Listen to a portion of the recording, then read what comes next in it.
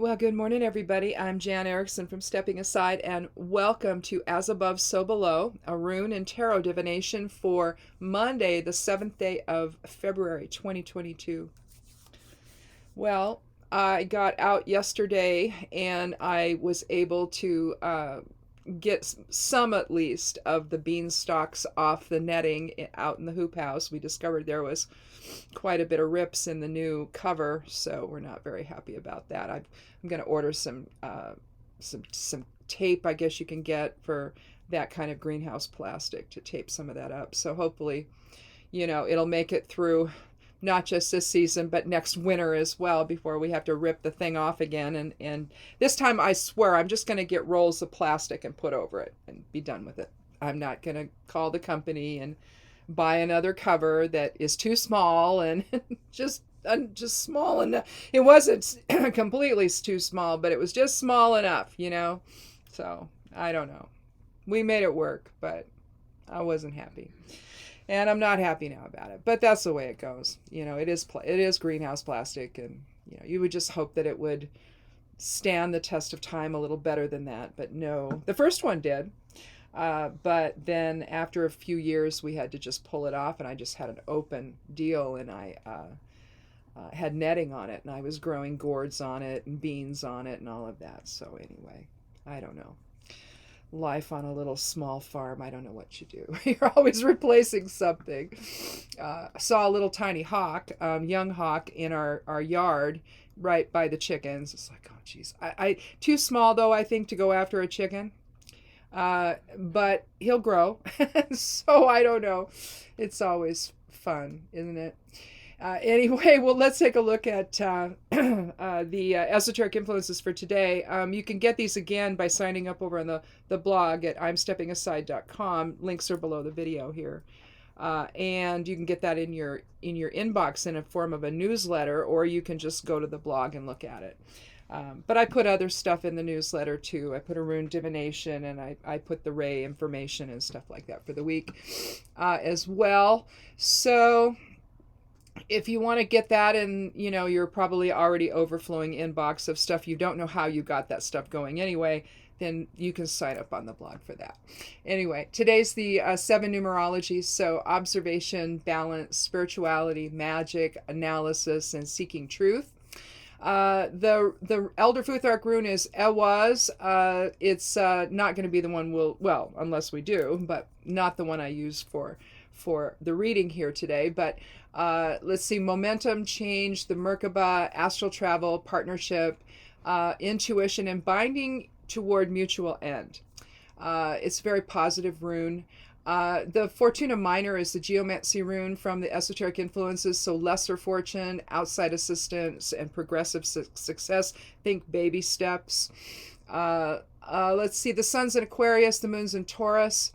And so aligning with the influence of Sunday's rune, Albus, you continue to seek truth behind your experiences, as well as how self-deception has influenced your perceptions. Clearly, Elwaz suggests the momentum is building toward a necessary change, and you may find that relying more on tuition to achieve a greater understanding of the overall situation is required now.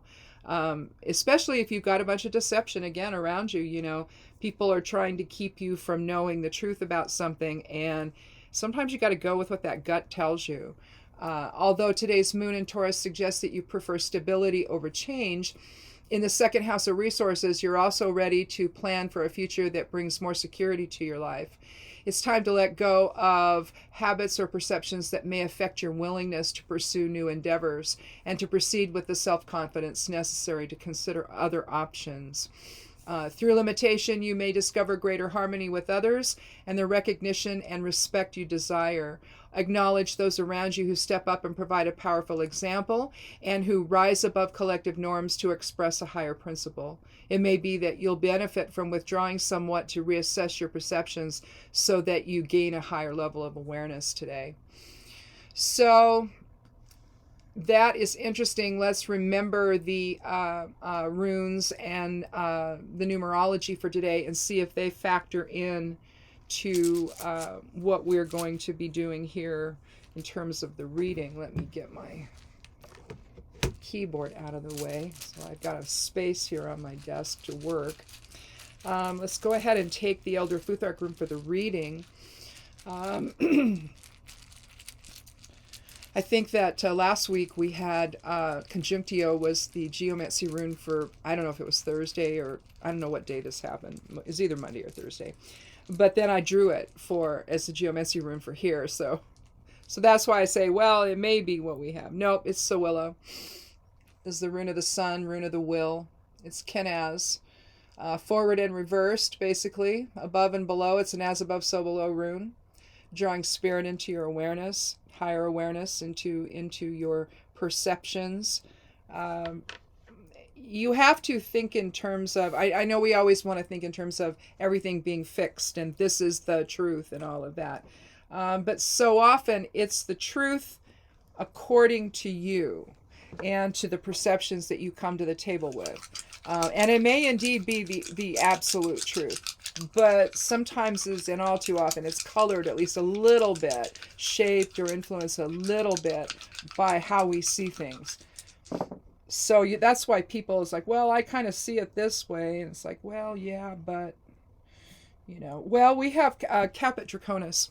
Caput and Coda Draconis are, they reflect the nodes of the moon. Caput is the north node. So this is really about the future. And generally speaking, when you see Caput Draconis, you're thinking about new experiences, new beginnings, things like that. So if you're coupling that, then I think with Sawillo, then I think what you're really looking at is the notion of something new on the horizon, which seemed to be the running theme throughout this week's Esoteric Influence. As I have to say, every time I turned around, I'm looking at all the factors involved and thinking, oh, wow, this is all new beginnings. Something is going to happen here that's positive. And if you keep yourself, if you keep spirit informing your perceptions and your choices and all of that, if you work from a higher vibrational plane of existence and awareness, then those doors may open a little more readily and they may be something that are really useful for you. But it just seems like this whole week it's this way, where we're really on the precipice of something new. And, again, depending on what that is, it just depends on how it's all going to turn out. And sometimes, a door will open and you'll look at it and you'll get real excited. I think we talked about this last week, where you have to check in with if you have a family. It might be very cool for you, but not so cool for them. So, be aware that this process is still happening. So don't, if you had to let something go last week, just leave yourself open for something else to come your way this week. We've just had this running theme of late where we're on the precipice of something different happening here. So I just say stay open to it, and but don't feel that you need to go ahead and choose the first thing that comes along. I mean, if it's really going to work out for all of you, great. But if it's going to cause some consternation in your family and it doesn't look like it's if it looks insurmountable, then maybe it's really telling you this is nice, but there's more coming. So anyway, let's go ahead and take our cards and see what we have. See if they are in alignment with, well, I don't know. This is interesting. We have the Knight of Cups. We start with a court card of offering, of compassion and empathy, and the knights are very passionate. They're on a quest, typically. Here we have the Devil card, which we will talk a little more about. Let's see. And then we have the Four of Cups. So we have two cups cards here. So two cards dealing with emotion. And so it's almost like you have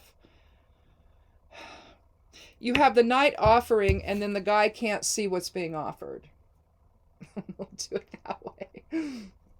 But we'll just see about that.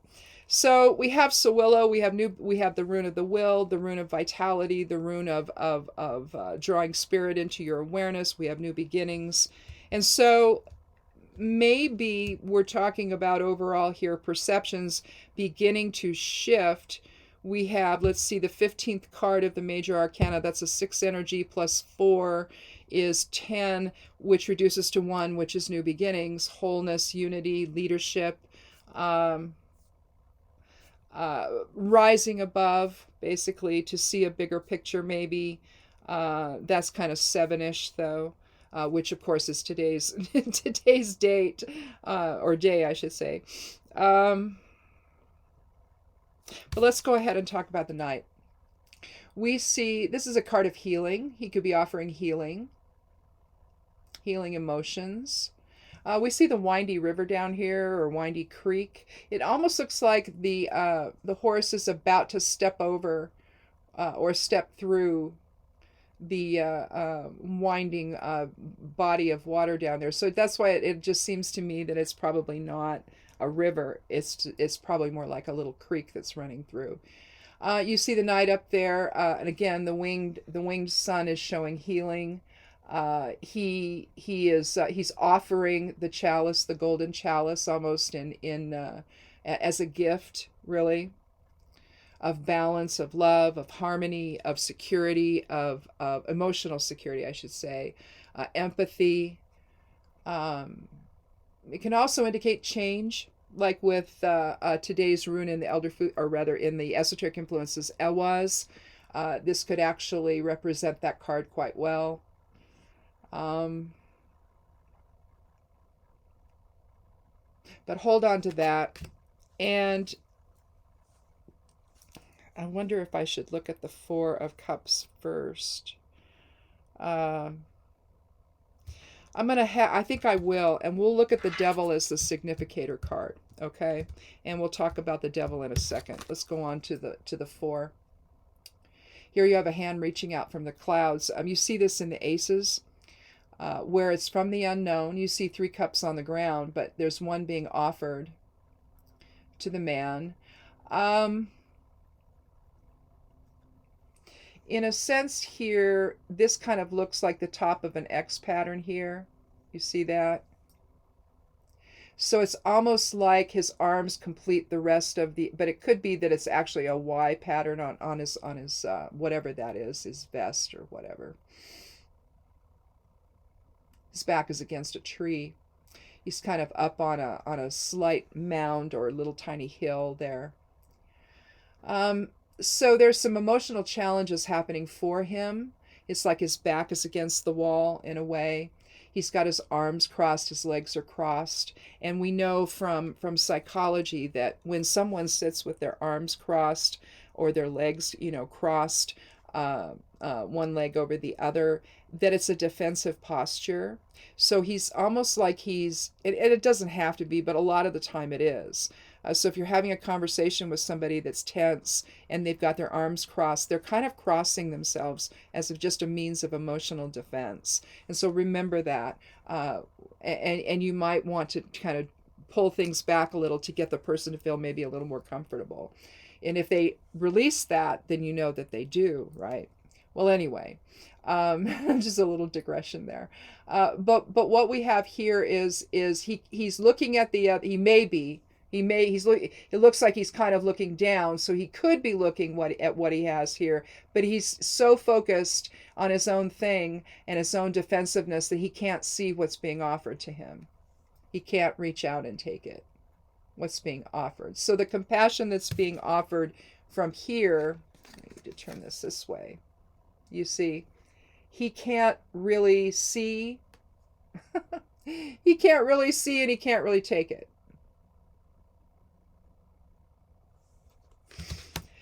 So I'm going to leave those in the same order, though. So the thing to consider when you can't heal maybe a relationship with someone else, maybe when you're so caught up in your emotions that you can't see what's being offered. You can't really understand that you're getting more than you realize, and you're defensive and you're wounded and you're sort of stuck in your, I mean, sometimes I read this as a pity party, where he's just so caught up in his own thing he can't look at anything objectively. One of the things you need to consider is, are you being a slave to the ego? And the devil is really, we see a goat-headed figure there with his horns, little Aries energy here. You see his big wings up there, the wings of a bat. He's perched on this little black cylinder type thing. And there's a ring attached here with chains, and it goes to the man and to the woman. You see the oak leaf here on the tail, and you see likely a pomegranate on her tail. But you see their little horns are right there. And he's in the as above, so below stance that you'll find the magician in, only the magician is holding a scroll to spirit. And what you're doing there is he's drawing down spirit energy into the manifestation that he's creating. Okay. But here you have the same stance, only he's holding his light, his torch toward the earth. Okay, and so if we're talking as above, so below, we're talking spirit versus earth energies, and how that translates into individuals would be higher self versus ego. And here it asks, are you a slave to ego, basically? I don't believe in the existence of a devil. I think the devil is the expression of ego. I don't believe that there's a separate entity called the devil, and I don't believe that there's that. But I do think that the ego has a tendency, and we see this especially these days, where ego is running amok, and it's all about me and my rights and my this and my that, and no ability to see the bigger picture and how you impact someone else in terms of safety or security or anything, whatever you want to call it. And so I think that, it could be that either you're not getting what you want, or you can't see what it is that's being offered, maybe. But it's because you're so caught up in your own emotion of it that you can't really step outside of that. And in a sense, you're becoming chained to the ego. And you can't seem to move out of that. He can't seem to even allow for something else positive to come into his existence. He's just stuck with his back against the tree, arms and legs crossed, just not paying attention to anything. And it's only a guess that he's looking at the cards below here. We don't even know that. You can't really tell from the card. He's looking down, so he may not even be able to see what he has either. It's one of those cards where you're not particularly sure what he's looking at, but he's looking down enough that his eyes are almost appear closed. And so I question whether he even sees those other three cards or chalices. I don't think that he sees them. And I don't think he sees what's being offered, because he's so stuck in his own emotions and his own ego about it all that he can't step outside himself and to see the bigger picture of what's there. And that's definitely the embodiment of the devil card. Now, when you see an inverted pentagram, I know it's been co-opted by others to mean something else. But realistically, the direction of the pentagram is really about, either if it's turned up normally, then that's a focus on spirit. The top, that you have air, fire, water, and earth, and then you have, typically you would have, this would be spirit if it was upright. But here it's down, it's pointed toward ego, pointed toward the earth, and not in a good way. So again, this is slave to desire, slave to ego, slave to perception, and not that you've got some, negative entity controlling you. You're allowing you, in other words, you're in control of yourself here. And it's where you're choosing to place your focus. And again, if it's all caught up in ego, You're not going to be able to see the bigger picture. You're not going to be able to see what's being offered to you. You know, if there's a solution there with the Knight, if there's a solution with that to your problems there, to your worries, to your concerns, to your emotional being stuck emotionally in something, you can't see it. So let's take another card, and just to see, I'll take the 13th one.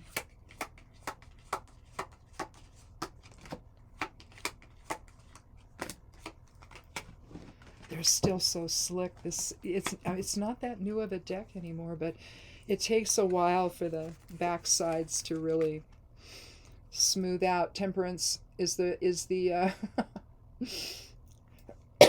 we have an angel and a devil. So the answer to this, to the being slave, to be a slave to desire or a slave to the ego, is to balance fire with water, so will with emotions. And again, you know, Sawillo is it's a fire element rune. So as the rune of the will, that's basically what you're talking about here. Now we have the element of Caput Draconis here, where we see a sun rising between two peaks. And again, whenever you see something that's side by side, whether they're trees or rock faces or whatever, or mountain peaks, whatever, the mountain peaks are going to denote challenges, but we see the sun rising. So that's on a new day. And we see the angel with one foot on the ground and one toe in the water, or part of her foot in the water, or his foot if it in the water. I don't know. There's no real gender there. But we see the glyph for fire right here. So we see the rays of heaven, of spirit, all around as like a crown on top of the angel's head. We see the wings fully extended. We see irises here, water irises right next to the pool, don't we? And the angel's pouring the water back and forth. Temperance is about moderation, and getting some kind of a better balance to things. Balancing, again, will with emotion. And I think that realistically, that's the theme of the reading here. The devil definitely is about the ego or the will, and not the higher will, but the lower vibrational will of the ego, trying to govern how at least how this guy sees something. And he can't see what's being offered. He can't see what he has. He can't see that there's some strength coming his way if he were to engage in compassion and offering to other people. You know, that there's a protection about the knights where, you know, they're not just on a quest for themselves, they're on a quest for others as well. And realistically, what he's doing up there is he's suggesting that you can heal, you know, and part of that healing is extending yourself maybe to other people in compassion and grace and dignity and love and in harmony.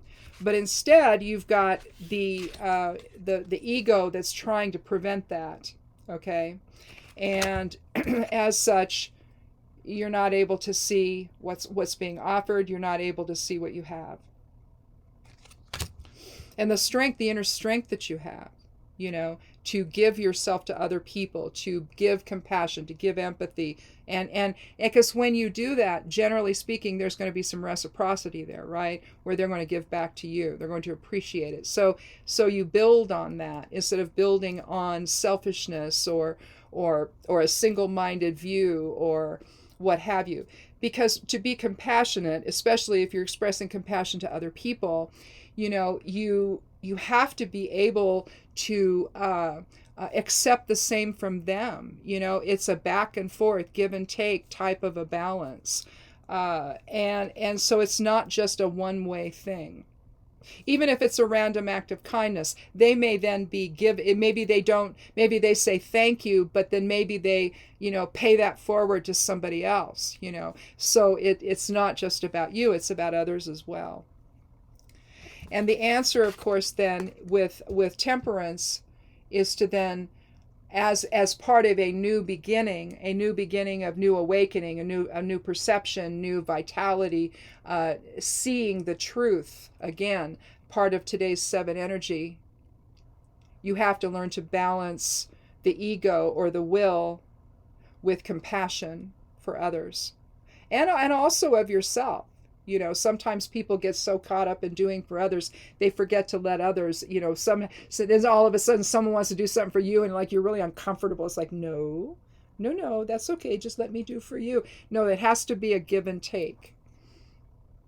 And you have to be willing to receive as well as give. And realistically, that could also be a meaning behind the water pouring from one cup to the other, being able to receive as well as give. So maybe the path that's opening today doesn't have anything to do with a job or anything. Maybe it has to do with how you see all of that. Are you able, I hate to keep coming back to the whole wearing masks or not wearing masks. If you don't wear them and you are, even if you've been vaccinated, you can still get this because it doesn't prevent it. It just prevents how sick you get if you do get it. And so consequently, I mean, that's just the way it is with a new virus, right? And so if you wear a mask, then if you are getting it and you're contagious, then you prevent that from leaving you. You don't spread it to anybody else. And that's and at that point, see, you're able to not only understand the protection that you need from others, but also you're protecting others from you. So there's that sense of reciprocity that I think is missing right now. Not with everybody, but with some folks are having a tough time understanding that concept, because it's like, no, it's about my freedom. Well, no, it really isn't. It really isn't. It's about the ability to care about somebody else other than yourself, you see. And for some people, that's just a tough thing.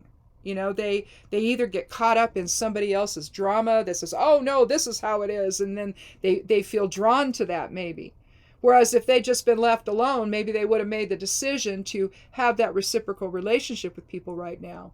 But unfortunately, what are we up to? Like almost over 900,000 people have died from this. I mean, can you even wrap your head around that? And I think realistically, it comes down to, are you able to express compassion for somebody else and understanding of the greater picture here of what's going on? And it's like, well, because I honestly think if we'd just done that, we'd have been in a way different place right now than we are, right? So I don't know. Everyone's doing the best they can, I guess, but at the same time, we need to be taking a different look at, especially in this new beginnings energy that seems to be happening right now. Are we doing enough to think about the needs of other people, to extend that compassion to other people, or are we simply hanging on to our own idea of it and just our own sense of individuality versus understanding the collective aspect of self? So whatever this has to do with, it feels to me more that it's less about getting a new job and more about, in terms of the new beginning, because last week it was kind of like that. It kind of felt to me like, well, maybe some new opportunities are coming people's ways this last week. But this time I think it has to do with settling the inner discussion of, is it all about me or do I need to be thinking about others? You can do both actually at the same time and come out in a better place than if you just choose one or the other. So, but if you have to choose one, choose the compassion for others. So, work from that standpoint, and then you'll be able to understand reciprocity a little bit more as you see others respond to you in kind and want to care for you as well. So it's actually a wonderful feeling to see everybody on the same page about that instead of people struggling with it. It's been really, really weird to see that. So anyway, I think that's enough for here. Let's come back again on Thursday and see if we build on this or if we're going to take a new direction. I didn't write down what Monday's reading was to keep on hand. I said last week I'm going to start doing that so I don't forget.